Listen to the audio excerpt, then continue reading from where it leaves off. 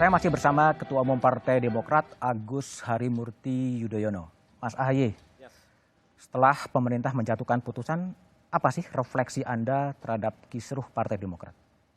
Saya melihat kita selalu harus siap untuk menghadapi segala ujian.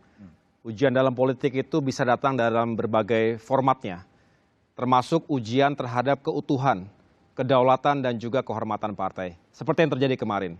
Jadi tentu setelah ini saya bersama seluruh jajaran pimpinan, pengurus dan kader utama Partai Demokrat kami sudah bertekad untuk semakin meningkatkan soliditas. Karena jangan sampai kami anggap ini bahaya laten, bisa datang kapan saja yang begini-begini. Jadi harus kita siap mengantisipasinya. Tapi yang kedua, tidak cukup. Kita tidak mungkin hanya berbicara soliditas, konsolidasi internal, tanpa kemudian kita justru menjadikan momentum ini untuk bangkit. Bangkit lebih membuka ruang kepada berbagai elemen masyarakat yang selama ini dalam 2 bulan terakhir ini juga berharap Demokrat menjadi rumah perjuangan, menjadi rumah bagi pecinta demokrasi, rumah bagi pencari keadilan. Kita harus terus membangun kebersamaan-kebersamaan seperti ini, termasuk dengan berbagai elemen civil society. Kita harus banyak berdiskusi dan terus membangun dan merawat demokrasi di Indonesia. Jadi ke depan kita akan lakukan itu. Mas Ahaye, Partai Demokrat adalah sering diasosiasikan sebagai partai patron ya, partainya Pak SBY dan biasanya setelah patron itu meredup, partainya juga akan meredup. Bagaimana Anda merespon itu? Partai di Indonesia, kalau saya pelajari ya, walaupun bisa saja kita berdebat lebih panjang lagi, tetapi perilaku politik, political behavior, voting behavior dari masyarakat Indonesia secara umum itu memang melihat tokohnya, figurnya. Partai politik bisa datang dan pergi dengan visi misi, program dan platform yang bisa berbeda, bisa juga mirip-mirip aja, serupa begitu. Tetapi setelah itu mereka melihat siapa figurnya, siapa tokohnya. Tentu selama 10 tahun atau 15 tahun paling tidak, figur Pak SBY ini sangat dominan. Karena seorang pemimpin besar di negeri ini yang juga masyarakat tahu sebagai kader utama Partai Demokrat, pemimpin Partai Demokrat. Oleh karena itu ketika beliau sudah tidak lagi dalam kekuasaan, baik di pemerintah maupun tidak lagi menjadi ketua umum Partai Demokrat, kita semua yang justru tergugah untuk melanjutkan legasi yang beliau telah torehkan. Kita punya kekuatan retrospektif masa lalu, legasi beliau, baik sebagai presiden maupun sebagai pemimpin partai, tapi juga yang tengah kita bangun ini Mas Budiman adalah membangun kekuatan prospektif masa depan. Ahaye dan generasi kepemimpinan hari ini juga harus aktif membangun new hope, harapan baru untuk para kader, untuk konstituen kami. Jadi itu yang harus kami fokuskan ke depan. Oke, Mas Ahaye, ini kalau berbagai lembaga survei ya soal kans politik Ahaye apakah akan maju di Capres 2024 saya tidak tahu. Tetapi kalau kita lihat survei dari Carta Politika menunjukkan nama Ahaye itu keterpilihannya pada angka 4,8% ya pada survei Maret 2021 itu dari Carta Politika. Kemudian dari indikator politik nama Ahaye itu pada angka 4,1%. Ada rencana Anda untuk maju dalam pemilihan presiden 2024?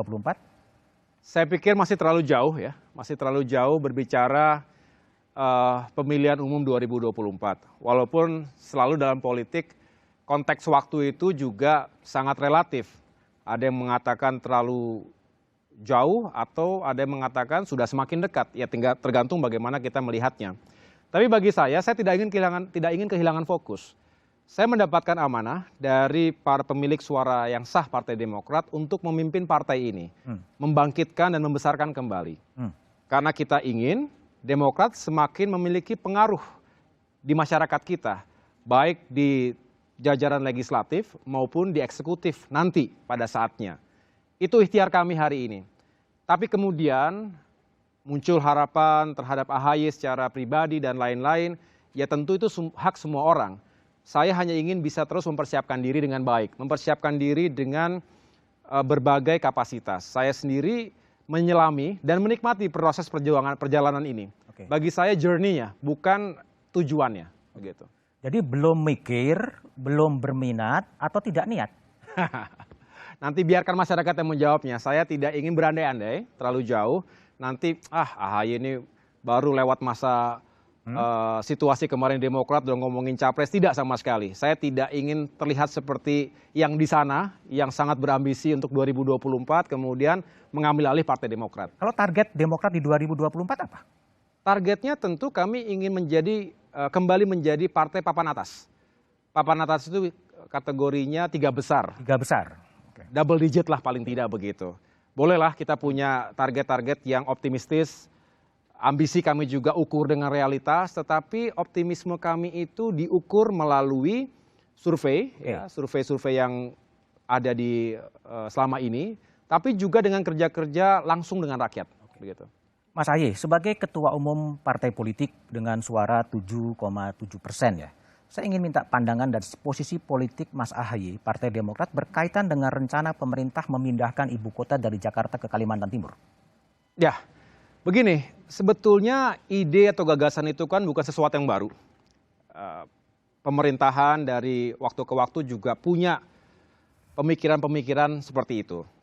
Tapi begini, kami memandang, Partai Demokrat memandang, isu pemindahan ibu kota hari ini, saat ini, di mana kita masih harus fokus memikirkan solusi terbaik untuk bisa survive dan bangkit dari krisis pandemi COVID-19 dan dampak yang berkepanjangan karena sejumlah lembaga memprediksi bahwa walaupun sudah ditemukan vaksin, vaksinasi sudah dilakukan dengan lebih efektif, tetapi dampak ekonominya, dampak sosial, dan dampak terhadap kehidupan masyarakat lain itu juga belum bisa dipastikan endingnya di mana.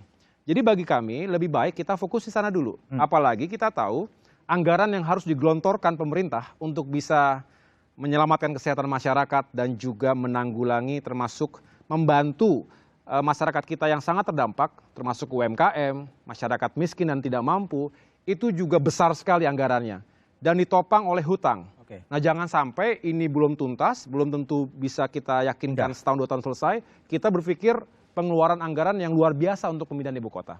Mas Ahy, Anda kan pemimpin partai politik termuda ya, 42 tahun dan jalan politik Anda masih cukup panjang dan survei menyebutkan Anda masuk dalam radar. Pertanyaan saya, dari sekian banyak masalah di Indonesia, masalah apa sih yang paling krusial menurut Anda? Masalah di Indonesia, saya tidak bisa menjawab satu kata, tapi ada 3 kata yang jadi satu.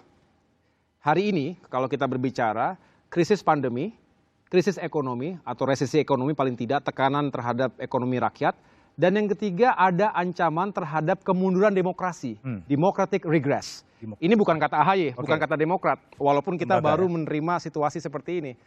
Itu yang kita harus hadapi bersama-sama begitu. Mas Ahy, kembali sebagai pemimpin muda usia, tentunya punya benchmarking terhadap pemimpin apakah di Indonesia atau di dunia. Siapa pemimpin yang paling Anda idealkan? Pemimpin menurut saya hadir dengan kelebihan dan kekurangan masing-masing. Saya tidak ingin seolah mengkultuskan siapapun. Ada yang baik-baik, banyak yang baik-baik, misalnya dari kepemimpinan Pak SBY ketika itu, tapi juga itu sesuai dengan konteks waktu dan zamannya. Di dunia juga banyak.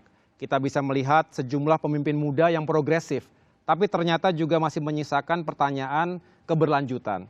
Nah, saya hanya ingin menjadi diri saya sendiri dengan karakter, jati diri, dan juga kapasitas yang saya miliki. Karena saya percaya setiap zaman ada pemimpinnya, setiap pemimpin ada zamannya. Pertanyaan saya yang terakhir ya. Anda masih muda, pernah berkarir di militer, berpengalaman di luar negeri, bukunya begitu banyak. Negara apa sebetulnya yang betul-betul Anda idamkan bahwa inilah negara yang saya idealkan? Iya, lagi-lagi pertanyaan saya mungkin ambigu ya, tapi saya adalah orang yang berprinsip tidak ada satu negara pun yang sangat ideal. Tapi kita bisa ngambil contoh, Mas Budiman. Misalnya ketika Korea Selatan yang tahun 50-an itu masih perang saudara, sampai dengan sekarang pun masih stalemate. Masih gencatan senjata antara Korea Selatan dengan Korea Utara. Kemudian bangsanya itu penuh dengan nilai-nilai patriotisme. Ada wajib militernya, tetapi bukan berarti menjadi negara yang kaku seperti robot, seperti army, tetapi juga penuh dengan kreativitas dan inovasi. Pop culture-nya, budayanya sangat unggul. diekspor ke berbagai negara dunia. Teknologinya, lompatan inovasi dan lain sebagainya. Itu contoh. Tapi juga banyak masalah di sana. Negara-negara barat, Amerika Serikat, Eropa Barat juga punya banyak yang baik, tapi juga banyak keburukan yang tidak bisa kita contoh. Nah, sedangkan Indonesia sendiri, Mas, banyak sekali yang baik dari Indonesia. Nah, jangan sampai kita kehilangan jati diri. Misalnya, Indonesia itu negara yang sangat pluralis dan sangat toleran sebetulnya. Nah, jangan sampai bergeser waktu ke waktu tanpa disadari, Indonesia berubah menjadi negara yang tidak toleran dan juga tidak merawat persatuan di tengah keberagaman yang ada. Oke, terima kasih Mas Agus Harimurti Sama-sama. Yudhoyono. Demikian obrolan singkat saya dengan Ketua Umum Partai Demokrat Agus Harimurti Yudhoyono. Semoga juga memberikan pencerahan kepada perkembangan demokrasi di negeri ini. Selamat malam dan terima kasih. Jangan lupa menggunakan masker dan patuhi protokol kesehatan.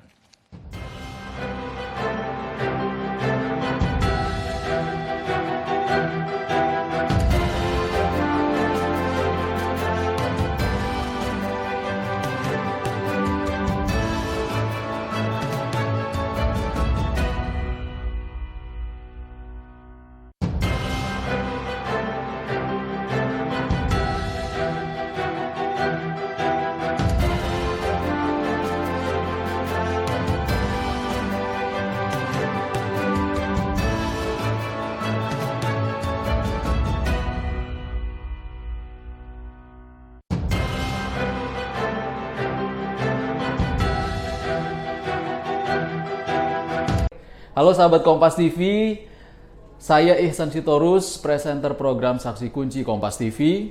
Jangan lupa terus perbaharui informasi Anda dengan menyaksikan informasi terbaru yang independen dan terpercaya di YouTube channel Kompas TV. Dan jangan lupa klik subscribe, like, komen, dan share, serta aktifkan tanda lonceng untuk mendapatkan informasi terbaru dari YouTube channel Kompas TV. Terima kasih, sampai jumpa.